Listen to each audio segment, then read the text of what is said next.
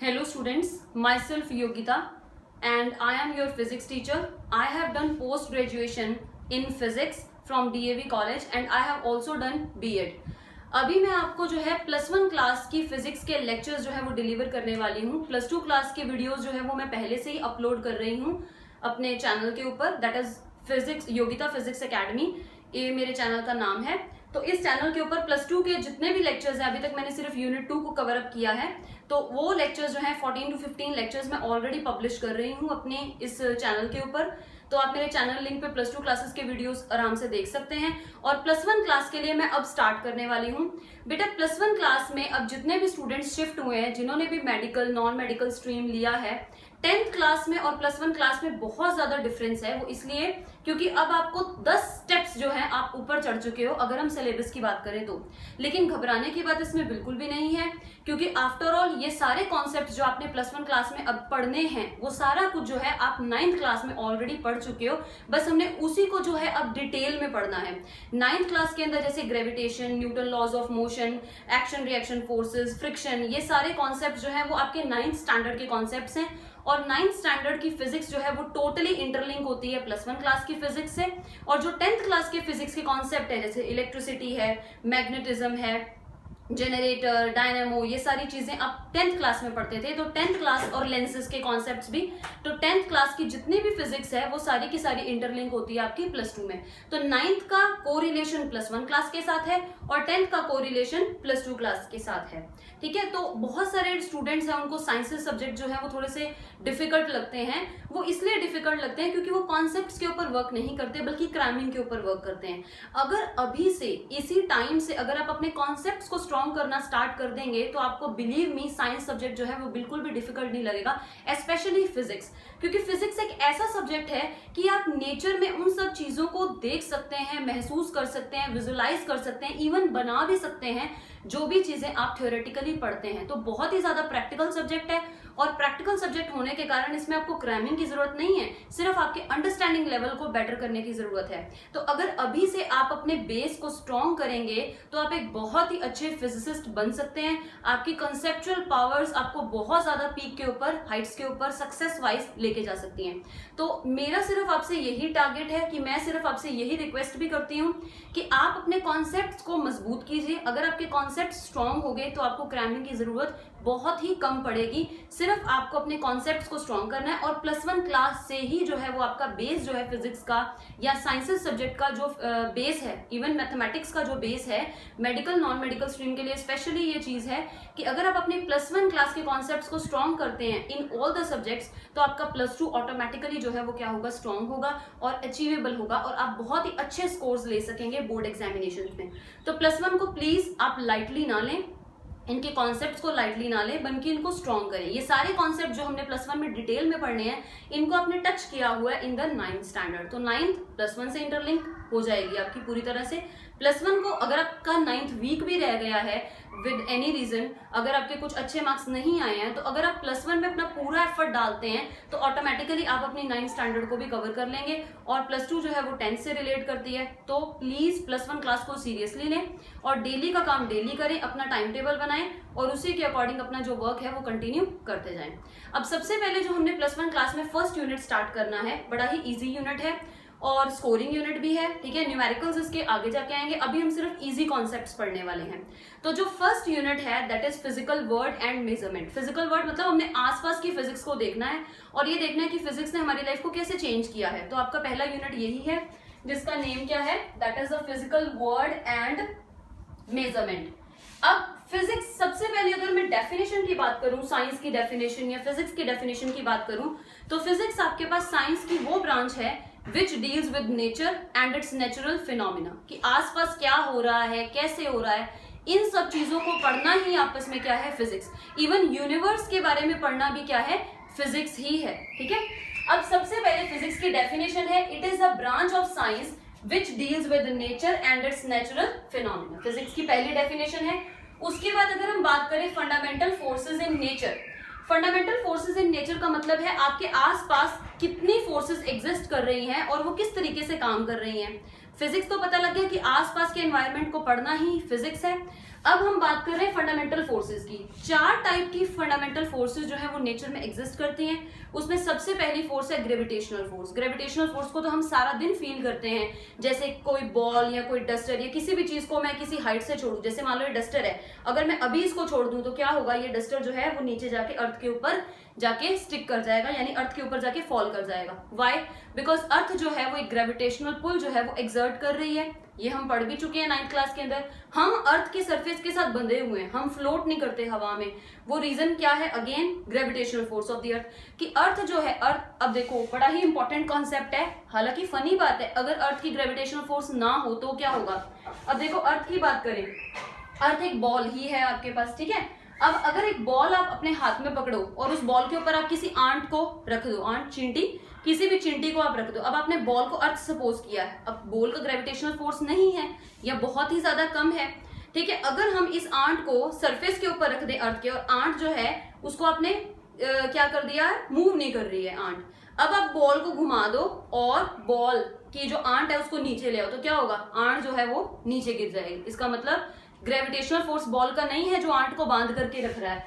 इसी तरीके से अगर अर्थ का अपना ग्रेविटेशनल फोर्स ना हो तो क्या होगा, यहाँ पे जितने भी लोग हैं वो तो स्पेस में जाके फॉल कर जाएंगे, या यहाँ पे जितने लोग हैं वो भी अर्थ के ऊपर नहीं स्टिक कर पाएंगे, वो फॉल कर जाएंगे, यानी जब अर्थ रोटेट करेगी तो कुछ एक लोग जो है वो गिरना स्टार्ट कर देंगे। कितना फनी चीज है।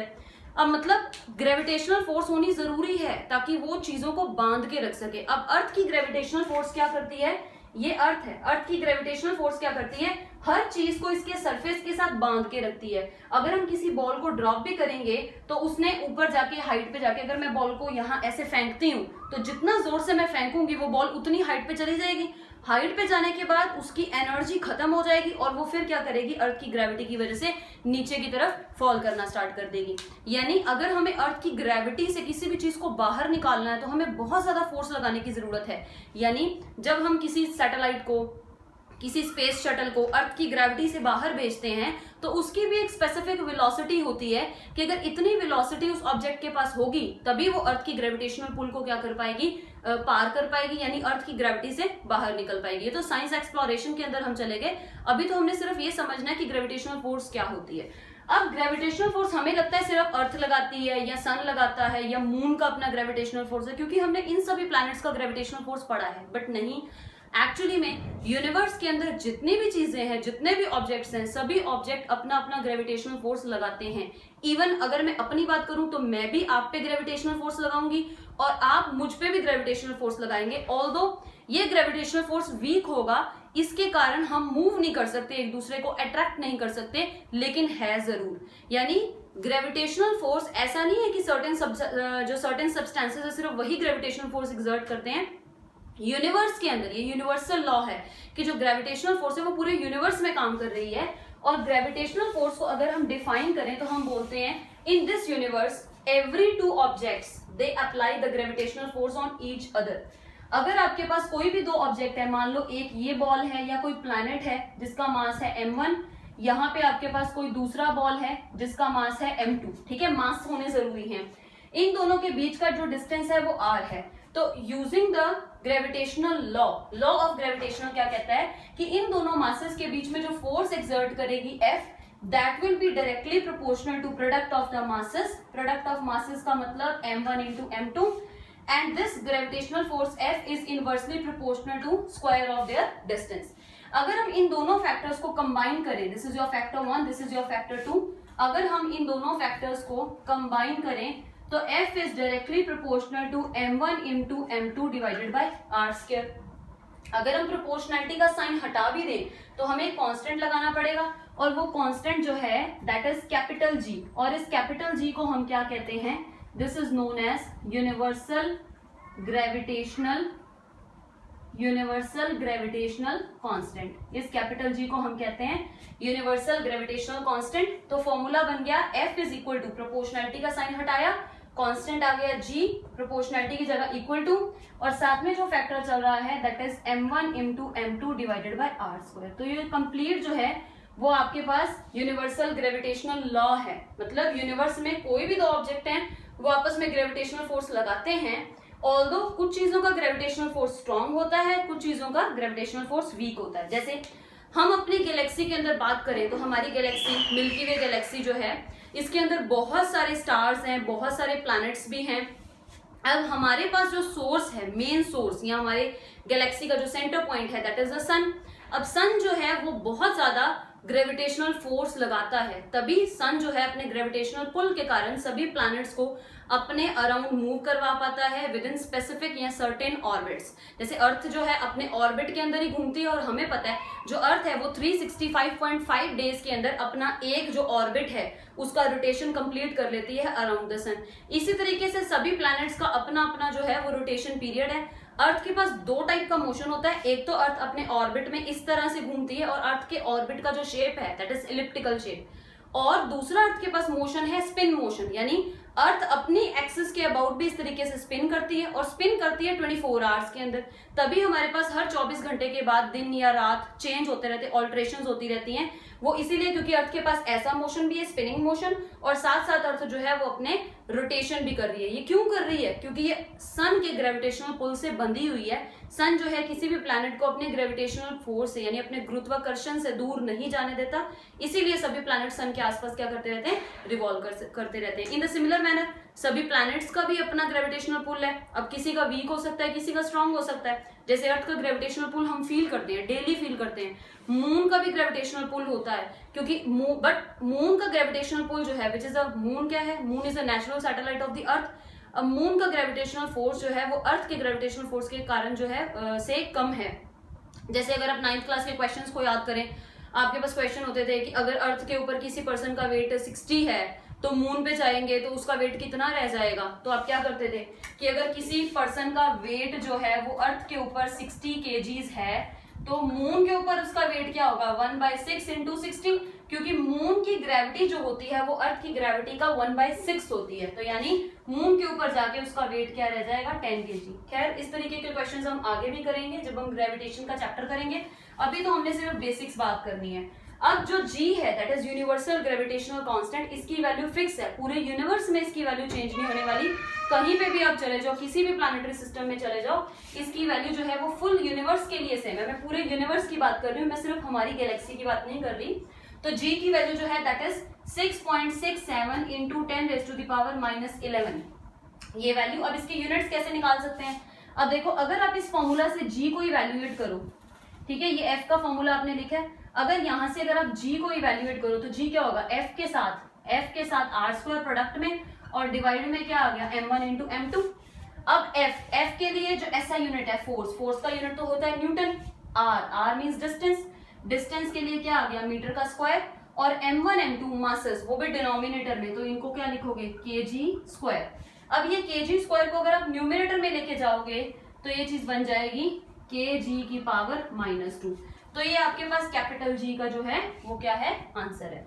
तो आई होप आपको समझ में आ गया ग्रेविटेशनल फोर्स फॉर्मूला वाइज क्या होती है। अब हमने देखना है कि ग्रेविटेशनल फोर्स के कैरेक्टरिस्टिक्स क्या क्या होते हैं। सबसे पहला कैरेक्टरिस्टिक तो हमें वैसे ही समझ में आ रहा है कि ग्रेविटेशनल फोर्स कभी भी रिपल्सिव हो ही नहीं सकती। क्या कभी अर्थ आपको रिपेल करके अपने एटमॉस्फेयर से बाहर फेंक सकती है? या कभी भी आप किसी बॉल को ऐसे उछालो और वो ऊपर ही जाती रहे, कभी भी अर्थ के ऊपर वापस ही ना आए, ऐसा नहीं होता। या सन किसी प्लैनेट को धकेलना स्टार्ट कर दे अपनी तरफ अट्रैक्ट करने की बजाय, ऐसा कभी नहीं होता। इसका मतलब gravitational force can never be repulsive, it is always attractive force. तो यानी अब हमने ग्रेविटेशनल फोर्स के करने हैं कैरेक्टरिस्टिक्स कह लो या इसके फीचर्स कह लो, ठीक है। तो सबसे पहला कैरेक्टरिस्टिक जो ग्रेविटेशनल फोर्स का है that is the simplest characteristic, वो यही है कि gravitational force is attractive, it is always attractive. हमेशा ही ये फोर्स जो है वो अट्रैक्टिव होगी। दूसरा कैरेक्टरिस्टिक इसका है it is long range, it is long range force. Even जो इसकी रेंज होती है वो इन्फिनिटी है। इन्फिनिटी कैसे? अगर हम अर्थ और सन के डिस्टेंस की बात करें तो अर्थ और सन के बीच में डिस्टेंस लाइट ईयर्स में होता है। लाइट ईयर मतलब लाइट एक साल में जितना डिस्टेंस कवर कर सकती है। अब लाइट देखो कितनी तेज चलती है। आप बल्ब को स्विच ऑन करते हैं तो एक कॉर्नर से रोशनी दूसरे कॉर्नर पे रूम में आपके आंख झपकाने से पहले ही पहुंची होती है। और लाइट की स्पीड आपको पता है कि लाइट की स्पीड कितनी है, c which is 3 into 10⁸ metre per second, यानी इतना डिस्टेंस लाइट जो है वो 1 सेकेंड में ट्रेवल कर लेती है। तो 1 लाइट ईयर मतलब 1 साल में लाइट कितना चलेगी, सोच के देखो कितना बड़ा फैक्टर होगा। यानी अगर सन की बात करें और अर्थ की बात करें, अर्थ और सन के बीच में जो डिस्टेंसेस हैं, ठीक है, वो लाइट ईयर्स में हैं, ठीक है। अब इतने ज्यादा डिस्टेंसेस के बावजूद भी जो सन है वो अर्थ को अपने ग्रेविटेशनल पुल से बांध के रखता है। इसका मतलब जो इसकी रेंज है वो बहुत ही ज्यादा है, या कहें कि रेंज इन्फिनिटी, इन्फिनिटी मतलब बहुत ही ज्यादा बड़ा नंबर है, ठीक है। तो ग्रेविटेशनल फोर्स पूरे यूनिवर्स के अंदर लग रही है, एक प्लैनेट दूसरे प्लैनेट के ऊपर, या सन जो है सभी प्लैनेट्स के ऊपर जो ग्रेविटेशनल पुल एक्सर्ट कर रहा है, that means it is a long range force, ठीक है। वो डिपेंड करेगी कि किसी चीज की कितनी ग्रेविटेशनल वैल्यू है। अब अगला पॉइंट है, it is a central force. Third point, it is central force. अब सेंट्रल फोर्स का मतलब क्या होता है ये मैं समझाती हूँ। सेंट्रल फोर्स का मतलब ग्रेविटेशनल फोर्स हमेशा दो ऑब्जेक्ट के सेंटर को जोड़ते हुई लाइन के ऊपर ही होगी। यानी अगर आपके पास कोई भी दो मासेस है, यहाँ मान लो ये सन है, दिस इज योर सन, और ये यहाँ पे आपके पास अर्थ है। अब सन जो है वो अर्थ के ऊपर जो ग्रेविटेशनल फोर्स लगाएगा वो सन का सेंटर और अर्थ का सेंटर को ज्वाइन करती हुई जो लाइन है इसके अलोंग ही लगाएगा। ऐसा नहीं कि सन अर्थ को इधर को खींच रहा है या सन अर्थ को इधर को खींच रहा है, हमेशा सन अपने सेंटर की तरफ अर्थ को क्या करेगा, अट्रैक्ट करेगा। यानी सेंटर से सेंटर पे ज्वाइन करती हुई इस लाइन के अलोंग ही आपके पास ग्रेविटेशनल फोर्स एक्सर्ट होती है। यानी सन अर्थ को इस लाइन के अलोंग ही अपनी तरफ अट्रैक्ट करेगा। अट्रैक्ट करने के कारण जो अब अर्थ है वो क्या करेगी, इस ग्रेविटेशनल फोर्स के कारण इलेप्टिकल पाथ में मूव करती रहेगी, ऑर्बिट के अराउंड मोशन में रहेगी। तो यानी it is a central force. चौथा पॉइंट जो है, अब फोर्थ पॉइंट में हमने बात करनी है, this force is conservative in nature. Conservative का मतलब क्या होता है कि अगर कोई भी चीज का वर्क डन पाथ पे डिपेंड ना करे तो उस फोर्स को हम कंजर्वेटिव कहते हैं। Means if the work done by any force does not depend upon the path followed, it is, पहले मैं लिख देती हूं, इट इज कंजर्वेटिव फोर्स। ये चीजें जो है वो आप डीपली पढ़ेंगे, अभी तो सिर्फ बेसिक्स आया है पहले टॉपिक में, अभी हमने इसके ऊपर और डिटेल में बात करनी है। तो अभी जितना भी आपको समझ में आ रहा है उतना ही एनफ है, क्योंकि ये सब कंजर्वेटिव फोर्स वर्ड जो है इनकी डेरिवेशंस आप जाके अगले यूनिट्स में जाके करेंगे, फर्दर यूनिट्स में। तो कंजर्वेटिव फोर्स क्या चीज होती है, इफ वर्क डन, W.D मतलब work done, if work done by any force does not depends upon path followed. If the work done by any force does not depend upon the path followed, तो यानी रास्ते के ऊपर work depend नहीं कर रहा, तो उस फोर्स को हम क्या बोल देंगे, कंजर्वेटिव फोर्स। तो it is conservative in nature. अभी इतना ही बहुत है। पांचवा पॉइंट है, it does not depend upon the medium, it is independent, it is independent of medium.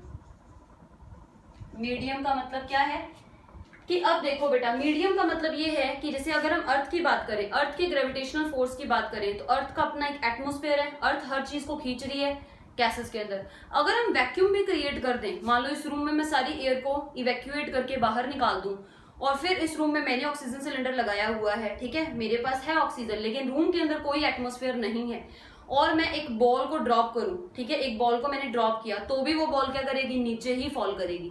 यानी मीडियम हो या ना हो, या मीडियम जैसा मर्जी हो, उस मीडियम की प्रेजेंस से ग्रेविटेशनल फोर्स के ऊपर कोई इफेक्ट नहीं होने वाला, ठीक है। इसका मतलब it is independent of the medium. हाँ, ये बात अलग है कि कोई चीज फास्ट हो जाती है, जैसे मान लो इस पूरे कमरे को मैं पानी से भर दूं और एक मेरे पास बड़ी हैवी मेटल की बॉल है, अगर मैं उस मेटल की बॉल को एयर में ड्रॉप कर रही हूँ तो वो जल्दी गिर रही है नीचे, और अगर मैं पूरे रूम को पानी से भर देती हूँ और अब मैं मेटल की ड्रॉप को जो है वो मेटल की बॉल को जो है वो ड्रॉप करती हूँ किसी सर्टेन हाइट से, छोड़ देती हूँ बस, तब भी वो नीचे ही गिरेगी। ऑल्दो उसका पेस थोड़ा सा स्लो हो जाएगा, लेकिन गिरेगी तो नीचे ही ना। इसका मतलब ग्रेविटेशनल फोर्स पानी में भी एक्ट करती है, ग्रेविटेशनल फोर्स एयर में भी एक्ट करती है, अगर एयर ना भी हो तो भी ग्रेविटेशनल फोर्स एक्ट करती है, जैसे स्पेस में।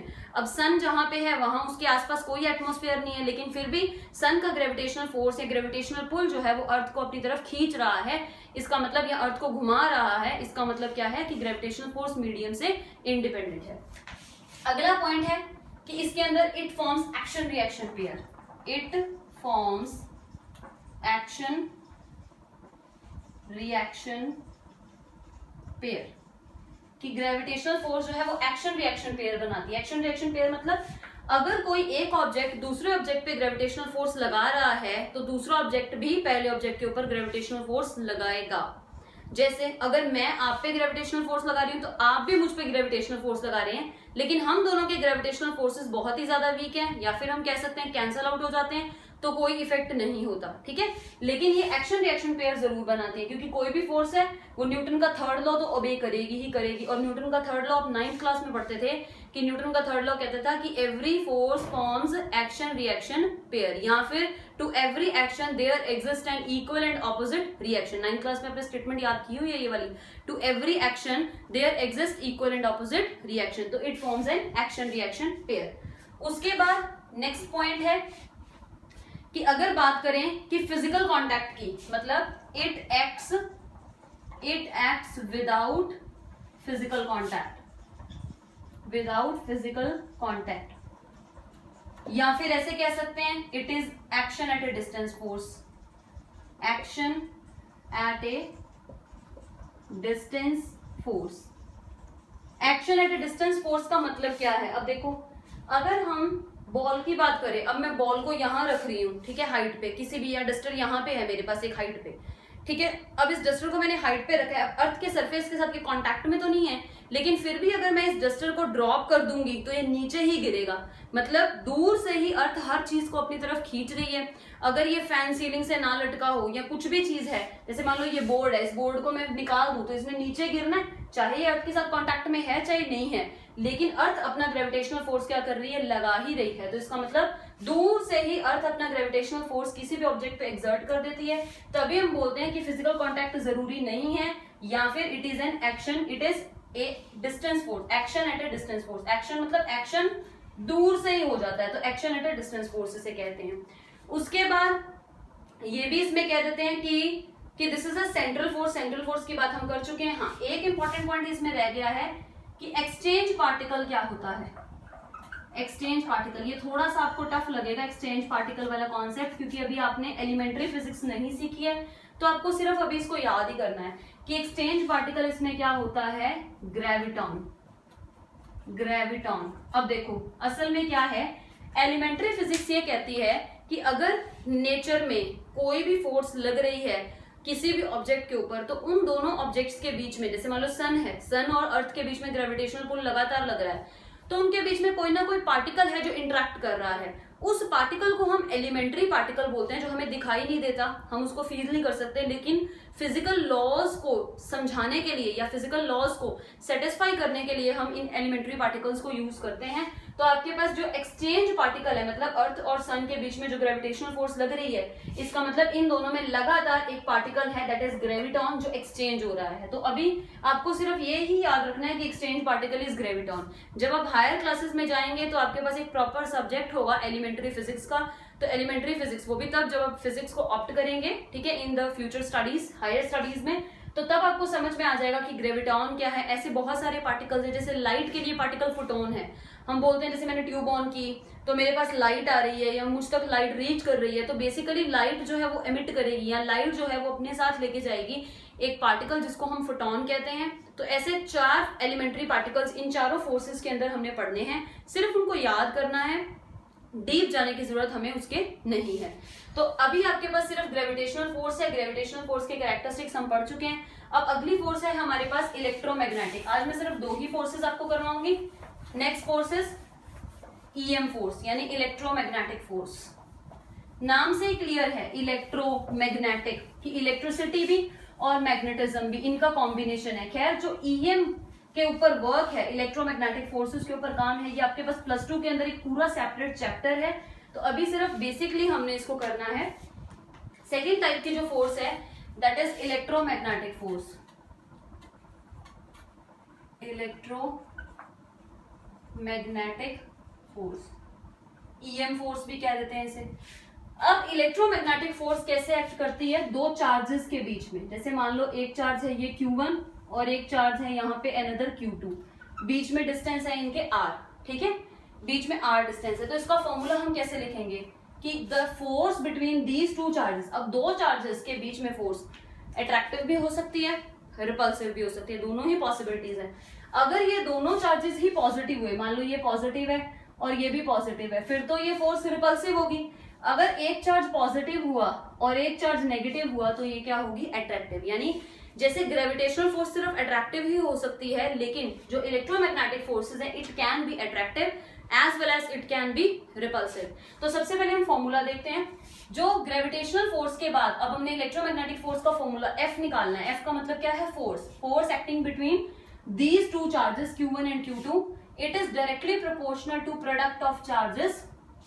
दोनों चार्जेस, दोनों मासेस का प्रोडक्ट था, यहाँ दोनों चार्जेस का प्रोडक्ट है, and this F is inversely proportional to the square of distance between them। Inverse proportionality मतलब 1/r चल रहा है कि अगर डिस्टेंस बढ़ेगा दो चीजों के बीच में तो फोर्स की वैल्यू जो है वो वीक होगी। समझ में भी आता है, अगर मैं दो चार्जेस को ऐसे रख दूं, एक प्लस है और एक माइनस है, तो फटाफट अट्रैक्ट कर जाएंगे, और अगर मैं इनको दूर रख दूं तो इनकी अट्रैक्शन पावर वीक हो जाएगी। जैसे एक मैग्नेट की बात ही कर लो।